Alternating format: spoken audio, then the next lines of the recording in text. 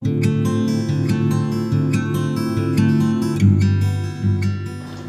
sahabat, ketemu lagi dengan saya Dia Setianwati sebagai lawyer atau advokat.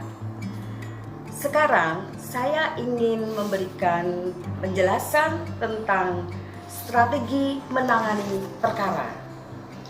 Sahabat, bahwa setiap orang atau subjek hukum yang mempunyai suatu masalah, baik pidana ataupun perdata, sebaiknya tidak melakukan tindakan main hakim sendiri, tetapi seharusnya diselesaikan melalui jalur hukum.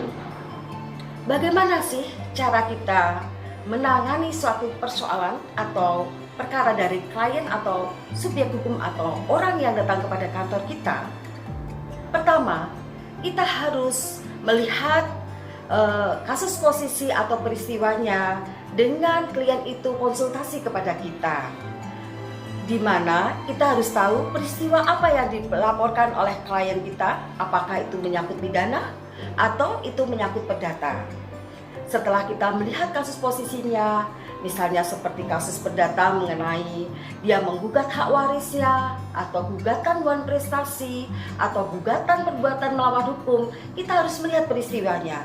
Apakah itu sesuai tidak dengan pasal daripada KUH perdatanya.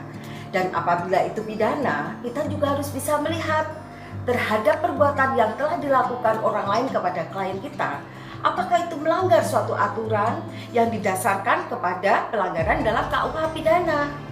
Nah, setelah kita tahu peristiwanya atau duduk persoalannya, kita melihat apa saja bukti-bukti yang diajukan oleh klien kita, baik di dalam perdata maupun pidana.